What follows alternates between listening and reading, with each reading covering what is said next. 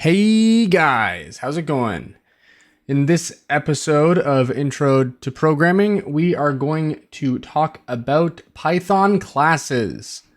So one thing you might not actually realize is that basically everything in Python is a class.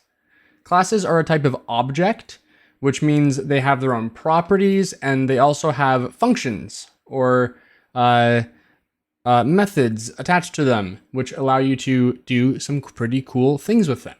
So let's jump into classes. Boop. Alrighty, here we are. So last time we went over lambdas, which we can see here. And this time we're gonna go over classes. So let's make our comment so we know what we're doing here. And let's start with some class stuff. So I'm just gonna write out a simple class here and then we're gonna just explain what it is and why it is kind of cool. So we're gonna type class, new keyword here. We'll type my class, and then we'll say x equals 5. Okay, so what is my class? Let's print out my class. Oh, sorry, my class, and see what we get. Okay, so my class is a class type, and it is, you can see of this main my class. Alrighty. Cool, I guess.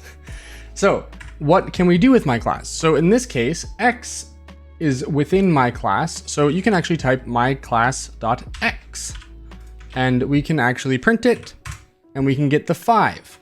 So that's cool and all, but you can kind of do almost the same thing with a dictionary, right? You could just have a dictionary where the key is an x and the value is a 5. So why is this cool?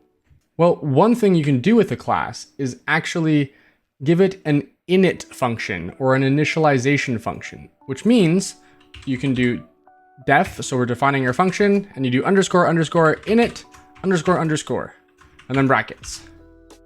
Now, we've used functions before, so we know that this is going to be indented, and we know that there are parameters for functions. Now, the first value always for the init function for a class will be self.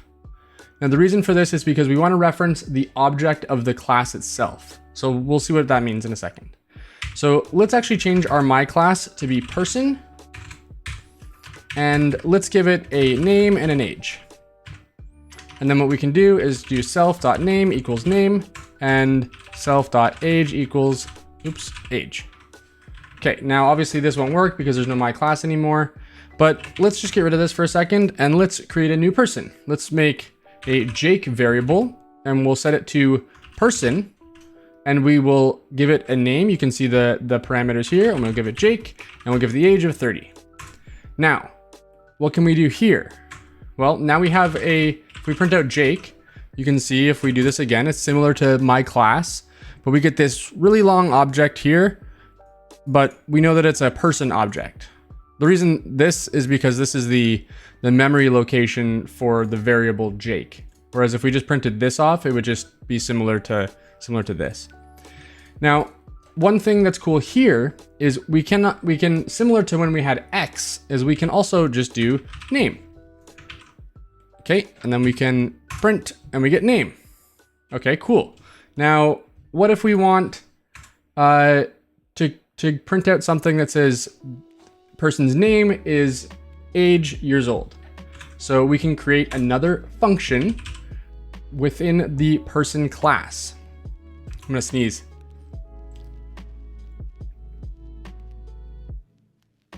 It's not happening. Okay, whatever. Okay.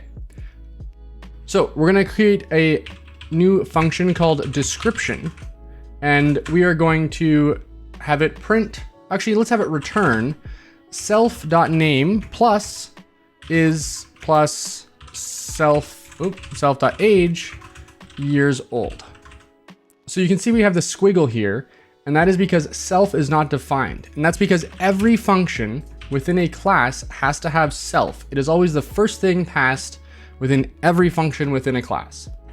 So if we want to run this and see what happens, we haven't changed actually what we have here. We just did name. What if we do description? Now we don't need to pass it anything because self is automatically added to every single function. So we can just call it like this. Oh, sorry, I didn't save. Oh, and what do we have here? So can only concatenate string, not int to string. So the reason that we're getting this issue is because age is passed in as an integer. So it is saved as an integer. So we can just cast this right like this as a string, Expelliarmus, and we're good to go. So Jake is 30 years old. Perfect. Or Jake is 30 years. We'll add old there. How about that? Make it a little bit more grammatically correct. All right. So this is pretty cool. We now have a class, but so why is this useful though, right? Like we have description here, that's fine. But say we wanted to create a bunch of objects or a bunch of variables that each contained a new person. So we're gonna create a new one for Sammy. We'll say Sammy is a person, even though she's a dog, and she's 4 years old. Now, the good thing with this is that because Sammy is a person class, it means, or a person object, it means that Sammy has all of the same helper functions or functions associated with the class that any other object that is a type of person has. Which means that if I just change this to Sammy, now we're gonna get the same thing. Sammy is 4 years old. Another cool thing you can do with this though is also like pass in like say we wanted to print person, right? You could create a function that says print person. It is going to assume that we're getting a person, and we're going to type print person dot description. Okay, and now we have these, and we can just get rid of this, and we can type print person, which is longer, but just bear with me. And we can do this. So this is going to pass our person variable or our person variable or object into this print person function. And when we run, we will get Jake is 30 years old because this is the person object. Now, one of the cool things that you can actually do with this is that you might not really realize, but the age and the name here are actually stored within this person object. What that means is that you can actually alter those values on the object and they persist. So any of your changes stick. Of course, they stick while you're running. It's not gonna, if you do make the change and then, you don't do anything with it anymore, it won't stick. But for instance here, say we want to make a birthday function here. We can have birthday and we can say self.age plus equals 1. And then we print happy self.age. Remember, we got to cast it string, and then we'll add a it probably might not make sense if we add a th, but we'll go for it. Birthday. Okay, so now we have myself here. We have we're just printing print person Jake, but let's instead print, or no, it's not even print, because we know my person is 30, right? Jake here is 30. So let's just do Jake.birthday, and we will run this. Happy 31st birthday. I ironically made it so that it would definitely not work. Let's change this to third, and let's make this Sammy instead. So we can run this and we get happy 4th birthday, and we can even add in a little, let's add in the name as well, self.name. And then we can go again, happy 4th birthday, Sammy. Perfect. Now, again, why is this cool? Because we ran this birthday, it's changing the value that is within this person or this Sammy object. So it's persisting the values, it's changing it. So if say you have a character or a player in a video game and you want to know where they are on the screen, you can have one of these objects or a class that maybe takes care of the player's health, the player's position, all that type of stuff. And all you have to do is just figure out or create a new one of these functions to say move person from here to here. But all of that all of the actual position information is still stored within the person object. So this is kind of like the power of object-oriented programming.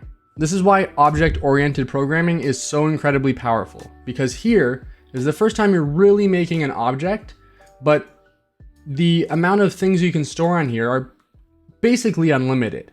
So you can store as much information within this person object as you want. And in the next video, we're going to go over inheritance, which you can kind of see how you can start simple and start to make things really, really powerful by building off of things you've done already in the past. Alrighty, that is it for this video on classes. I hope this makes sense. If you have any questions, as always, please leave a comment down below. I would happily answer.